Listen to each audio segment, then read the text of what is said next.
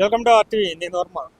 ఉత్తర బంగాళాఖాతంలో ఏర్పడిన ఉపరితల ఆవర్తన ప్రభావంతో మనం ప్రధానంగా చూసుకుంటే రెండు తెలుగు రాష్ట్రాలతో పాటు ప్రధానంగా ఉత్తరాంధ్ర దక్షిణ కోస్తాలో ఓ మోస్తరు నుంచి భారీ వర్షాలు కురుస్తాయని వాతావరణ శాఖ హెచ్చరిస్తూ ఉంది.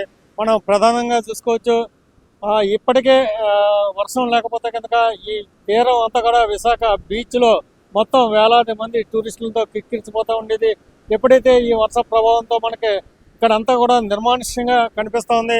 మనం ప్రధానంగా చూసుకోవచ్చు, అంటే ఈ తీర ప్రాంతంలో ఏపీ తీర ప్రాంతంలో ఇప్పటి వరకు ఎలాంటి ప్రమాద హెచ్చరికలు లేనప్పటికీ తీరం వెంబడి 35 కిలోమీటర్ల వేగంతో తీరంలో గాలులు వీస్తా కనిపిస్తూ ఉన్నాయి. మనం ప్రధానంగా చూసుకోవచ్చు, బంగాళాఖాతంలో అలలు ఉవ్వెత్తున ఎగసిపడతా ఉన్నాయి. మనం ప్రధానంగా చూసుకుంటే కనుక సీ చాలా రఫ్గా ఉన్నట్టుగా మనకు కనిపిస్తూ ఉంది.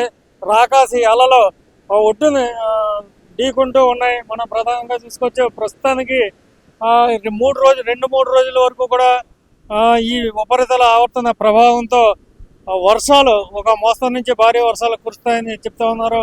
అయితే ఈ ఉపరితల ఆవర్తనం వీక్ అవుద్దా లేకపోతే బలపడతా అన్న దాని మీద మరో 24 గంటల తర్వాత వాతావరణ ఎలా ఉంటుంది అని కూడా మనం వేచి చూడాల్సిన అవసరం ఉంది. ప్రధానంగా మనం చూసుకుంటే కనుక ప్రస్తుతం బీచ్ల్లో ఎవరు కూడా జనం బయటికి రావడం లేదు. ఈ ఉదయం నుంచి కూడా ఉభయ విశాఖ జిల్లాలోనూ, అలాగే ఉభయ గోదావరి జిల్లాల్లోనూ, ఉమ్మడి విశాఖ జిల్లాలోనూ, అలాగే ఉత్తరాంధ్ర ఏజెన్సీ ప్రాంతంలో కూడా భారీ వర్షాలు కురుస్తూ ఉన్నాయి. మనం చూసుకోవచ్చు, ఎప్పుడైతే ఇంత ఉవ్వెత్తున కేటాలు ఎగిసిపడుతూ ఉన్నాయో మరో 2-3 రోజుల పాటు ఈ ప్రభావం ఇటు సముద్రంలోతో పాటు కావచ్చు, అలాగే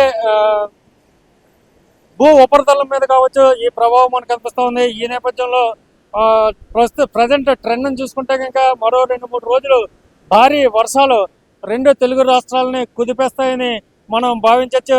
అయితే ప్రస్తుత వాతావరణం గురించి ఎలాంటి హెచ్చరికలు జారీ చేస్తారని మనం వేచి చూడాలి. మరి కొద్దిసేపట్లోనే భారత వాతావరణ హెచ్చరికల కేంద్రం దీని మీద ఒక ప్రకటన చేసే అవకాశం ఉంది.